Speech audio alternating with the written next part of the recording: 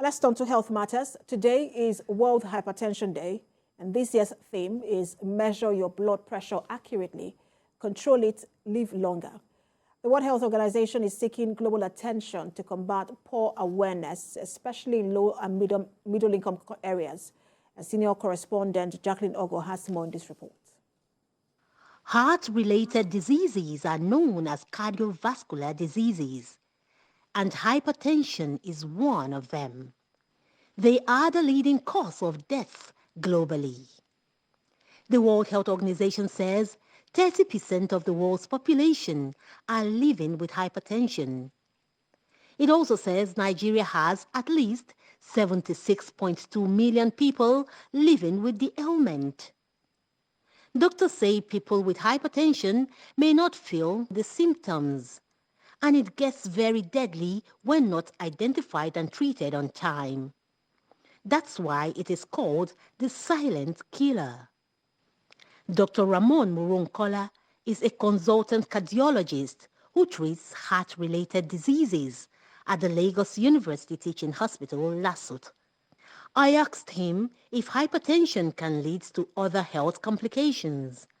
Hypertension is a condition that can affect almost all the organs in the body. And this is understandable because we are referring to pressure in the pipes that carry blood around the body.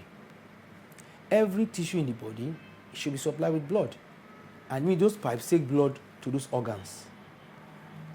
Now, if the pressure is high, over time, it can lead to damage to those pipes. Complications of hypertension is likely to happen in such individual. And what are these complications? If you talk about the brain, this person is prone to developing what we call stroke. And stroke refers to blockage of blood vessels in the brain. Blockage of blood vessels in the brain or burst in the blood vessel in the brain. The male organ has pipe that takes blood to it for it to function. If that pipe also has some damage, it can lead to erectile dysfunction. So almost all organs in the body can be affected by hypertension in one way or the other. Hypertension is expensive to treat. Doctor says self-medication in desperation only worsens it. For example, a lady of childbearing age, we don't want to give some drugs for hypertension because we know that some of them may have effect on pregnancy. This individual will not know when he's self-medicating. That's one of the problems. We take a wrong drug. The earlier people are able to be diagnosed, the earlier they get started on their treatment, the more they get adhered or comply with their treatment, the less likely that they can develop complications of hypertension. How important is sleep in the healing process of a hypertensive patient? Poor sleep or inadequate sleep has lots of issues, lots of complications that can come with it. Now, poor sleep can push you to developing elevated blood pressure, even elevated sugar. A healthy eating habit with less intake of salt, more body exercise, vegetables, fruits, less carbohydrates, alcohol, smoking are amongst the recommendations for a healthy lifestyle for the hypertensive. Jacqueline Ogo, TVC News, Lagos. And from on this, let's talk to the Vice President, Medical Initiative for Africa, Dr. Agbo Ebuta. He joins us from Abuja virtually. Good to have you join us. And thank you for having me. So I think the one thing that general knowledge that everyone has about hypertension is the fact that, look, it has to do with blood pressure. And then once the blood pressure is high, people say, oh, someone is suffering from hypertension. But I want you to talk to us more on what hypertension is, the causes, and who is prone to hypertension. Well, hypertension, as you pointed out, and the doctor earlier mentioned, the cardiologist mentioned, is elevated blood pressure. Now, the cutoff line is that if it is up to 140/90, based on the GNC guidelines, but there are other guidelines that say 130/80. So if you are able to measure the patient's blood pressure and it is this value and above, and you can measure it on at least 2 different occasions that are 4 to 6 hours apart, then that patient has met the WHO criteria for definition as hypertensive.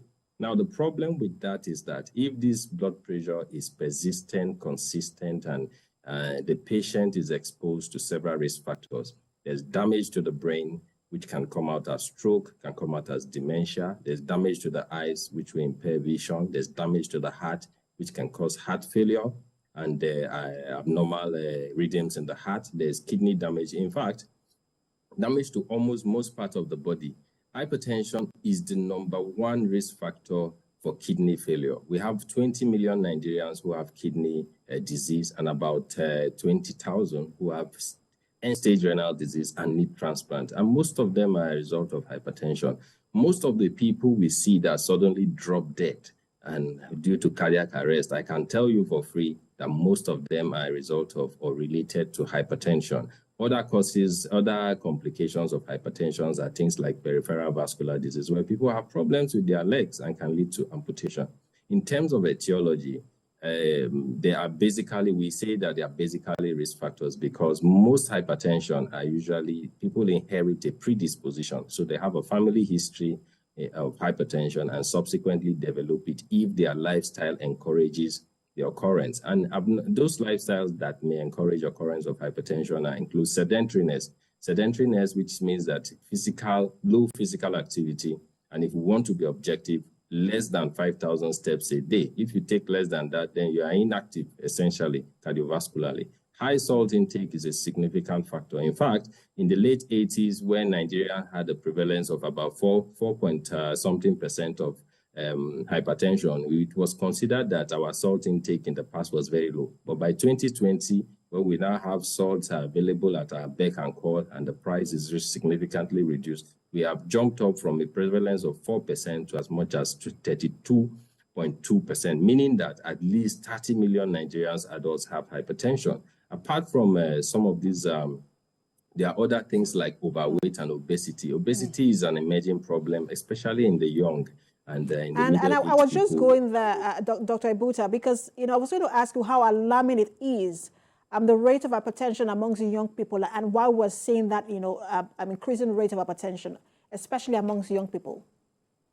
Absolutely, I totally agree with you. That number is going up, and unfortunately, these are the group of people who have undiagnosed hypertension, which is the most dangerous. But some of the reasons why this is going up is because our lifestyle has changed. In the good old days, we used to trek many hours to farm, to walk everywhere. But now people are sedentary. You're on your phone. You can spend all day on your phone and just make less than 5,000 steps. That's physical inactivity. Then we eat a lot of processed food. Processed food, one of the preservatives is salt. So salt is used to preserve processed food. So if you have a high intake of processed food, definitely your salt intake is on the high side. Cigarette use and substance use are also one of the factors promoting hypertension in the young. And of course, not to forget increase and indiscriminate consumption of high levels of alcohol. These are established risk factors for hypertension. Diet is also critical. In fact, as one of the interventions for hypertension, there are things called the DASH diet, that is dietary approach to stop hypertension. Diet that are rich in vegetables and fruits are not very common these days. We don't eat them as we should, and that should be encouraged. So people who eat meals that are not rich in fruits, vegetables to a large extent are at risk. Carbohydrate-rich meals are also at risk of hypertension. But hypertension,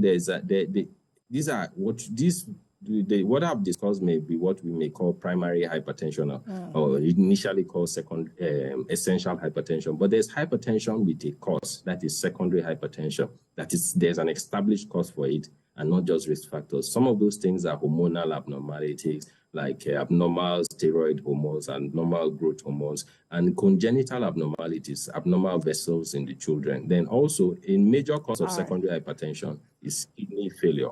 All of these contribute, but the contribution of secondary hypertension is just about 10%. I mean, so much you have said today, and I'm sure everyone who's watching has learned a thing or two to do and not to do, because you have said the cause, and also the preventive measures are also in there. Thank you so much.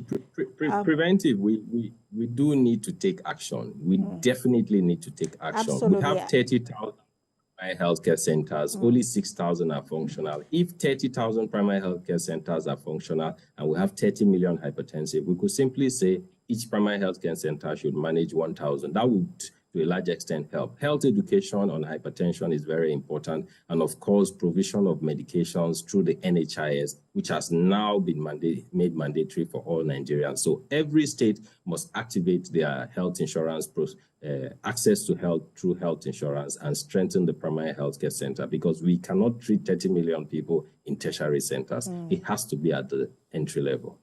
But it starts with the individual. I'm going to start working on my 5,000 steps a day, however I can, and work on my diet. It's always great to have you talk to us. Vice President, Medical Initiative for Africa, Dr. Agbo Ebuta. Thank you.